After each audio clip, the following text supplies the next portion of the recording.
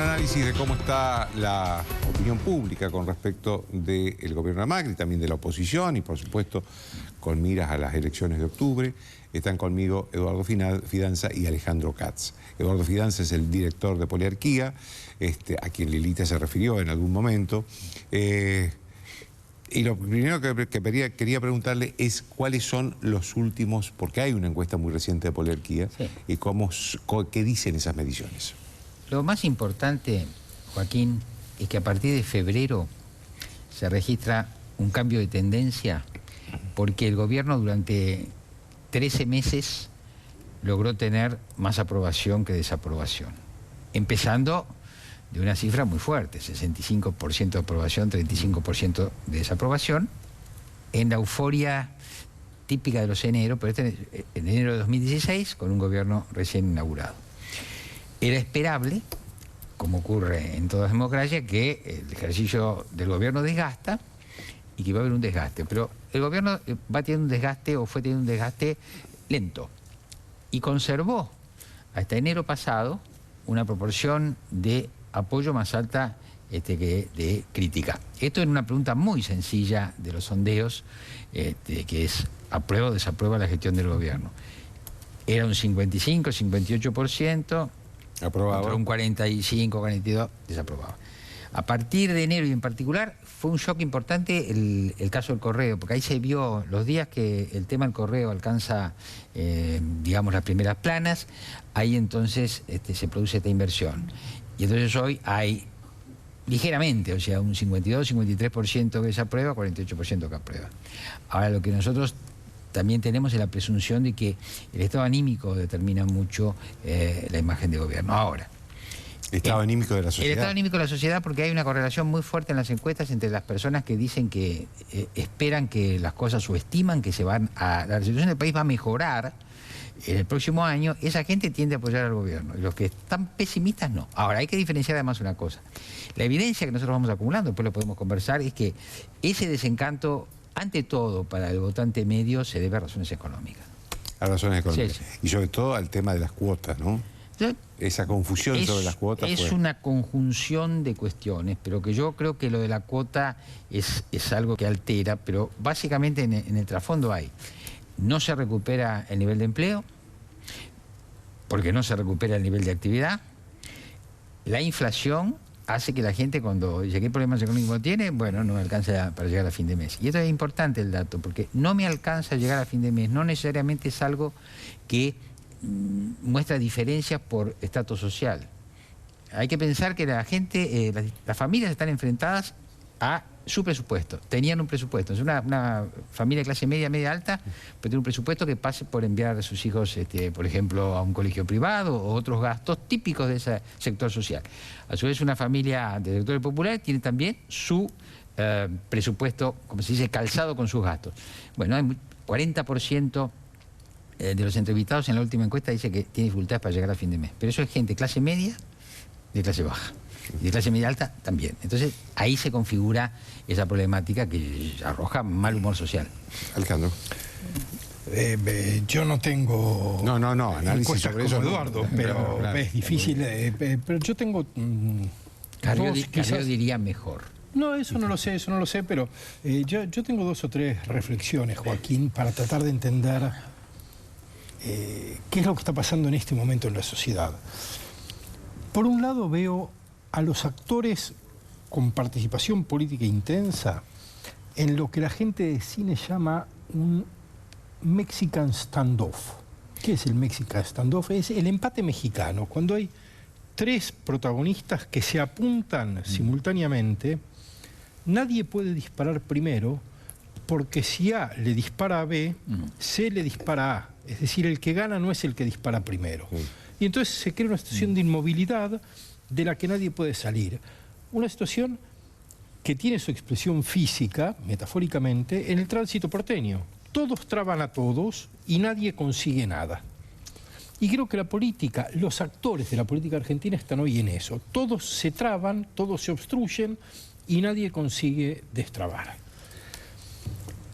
Esos son los actores que participan intensamente. Creo que la sociedad lo que es una impresión, Eduardo tendrá elementos cuantitativos para confirmarlo o no, pero creo que la sociedad está enfrentada a una situación bastante novedosa en los últimos tiempos, y es una situación producida por la desconfianza respecto de todas las soluciones ofrecidas.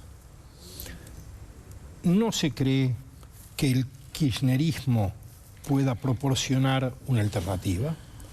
No se cree que los discursos del sindicalismo, es decir, de quienes defienden los intereses supuestamente, puedan proporcionar una alternativa.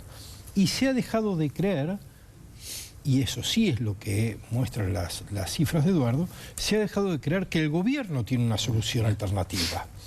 Es decir, que hay una suerte como de escepticismo general en la sociedad. Hay un escepticismo general, y yo creo con razón, porque a la fatiga de las propuestas kirchneristas y los efectos tan negativos que provocaron sobre lo real, se le dio un paréntesis de confianza precario, porque no fue un voto enfático mayoritario, fue una interna, una primera vuelta, un balotaje. Se le dio una credibilidad provisoria a lo que el gobierno decía. El gobierno decía: van a llegar las inversiones van a crear empleo, el empleo va a estimular la demanda, y se arma un círculo virtuoso que un año y algo después no se armó.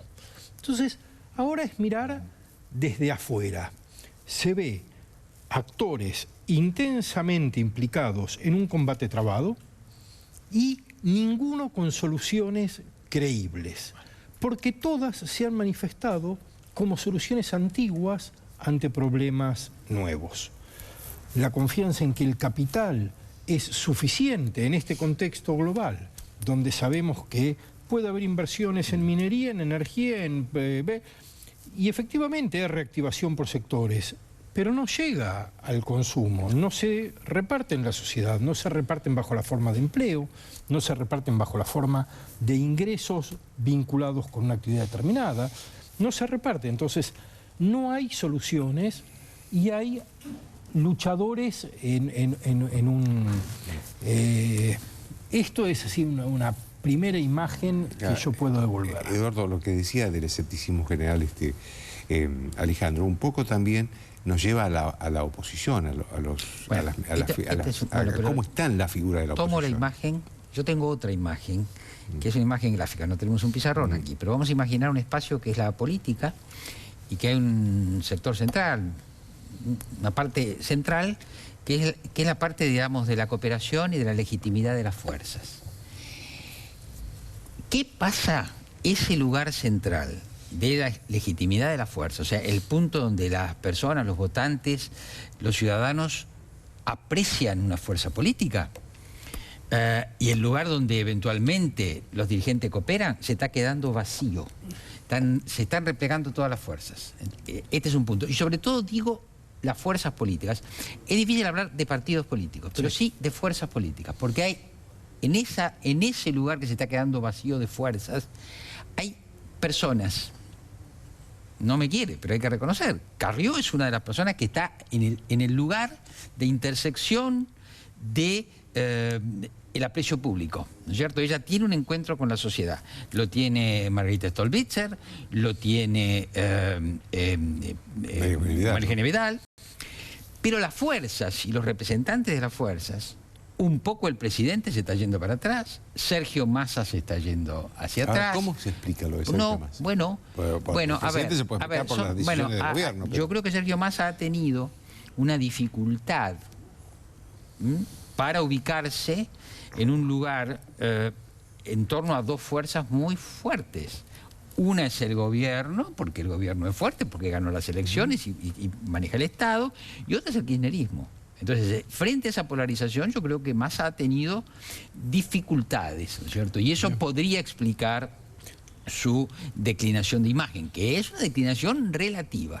¿Puedo yo dar mi versión de la declinación de Massa? Sí, pero espérame un segundito. Entonces quiero decir, tenemos ese reflujo. Ahora, hay un punto importante, que es el estado de la situación cuando llega el gobierno, que es un estado de la situación medio clásica de la Argentina, que era desproporción entre las expectativas de bienestar, esto lo hemos hablado en esta mesa, la desproporción entre las expectativas de bienestar y la capacidad del sistema para satisfacerlas. Y esa expectativa de bienestar fue exaltada por el kirchnerismo, practicando lo que yo llamo un progresismo falso, ¿no es cierto? Porque bajo el capitalismo tenemos que proveerle, o un partido debe proveerle de bienes, servicios y reparto de riqueza a la familia, pero a su vez tiene que preservar la macroeconomía.